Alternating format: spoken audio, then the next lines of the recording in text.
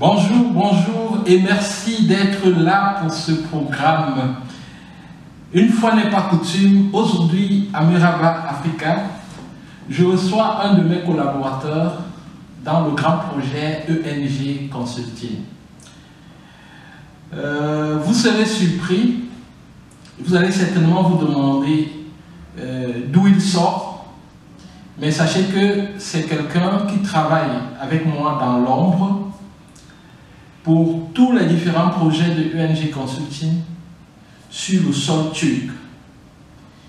Il est notre responsable relationnel, chargé des relations avec les entreprises turques. Donc, il est notre, comment dirais-je, notre Customer Acquisition du côté de la Turquie. Et il est très efficace parce qu'en un clin d'œil, Monsieur Yavuz, puisqu'il s'agit de lui, vous trouvez tout ce que vous voulez en Turquie avec un prix de wow. Vous aimez les prix de wow. Et aujourd'hui, notre nouveau projet, qui est bien sûr ce village-là, où les fournisseurs turcs et les Africains se côtoient sans masque pour réaliser des business facilement. Il travaille également dans ce projet depuis très longtemps. Je ne vais pas parler longtemps, vous avez soif de l'écouter, je le sais, alors je vous donne cette occasion aujourd'hui. Bonjour Monsieur Yavuz. Bonjour Emmanuel, sois bienvenu. Voilà, je suis très heureux d'être là aujourd'hui et de discuter avec vous. Merci. Pour le bien sûr, de nos téléspectateurs et de nos projets. Voilà. Donc, vous avez été, comme je disais, vous avez été en Afrique plusieurs fois. Vous avez dernièrement d'ailleurs été en Afrique du Sud. Vous avez passé à Johannesburg. Vous avez passé beaucoup de temps. Quel est votre regard sur les échanges entre la Turquie et l'Afrique aujourd'hui? En ce moment, c'est un grand besoin d'échange entre l'Afrique et la Turquie, selon tous les produits, que ce soit produits de construction, produits matériels, produits médicaux, produits alimentation. Et est-ce que vous pensez que la Turquie peut être comme un partenaire de choix ou de marque pour les économies africaines? Oui, bien sûr, bien sûr.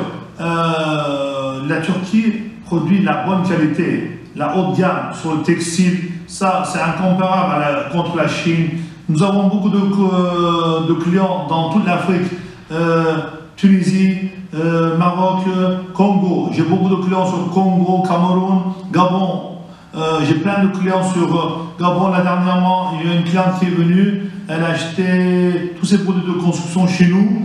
Elle est en train de construire une grande villa à Lebrovi, par exemple, qui sont très contentes des produits turcs.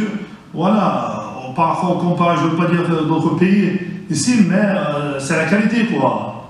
La qualité est là. Et beaucoup de clients se complaignent des produits qui viennent de l'extérieur, qui ne sont pas résistants dans l'Afrique.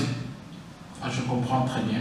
Et quel est votre regard? C'est-à-dire que les échanges commerciaux entre l'Afrique et la Turquie en 2020 ont été de près de 13 500 millions de dollars.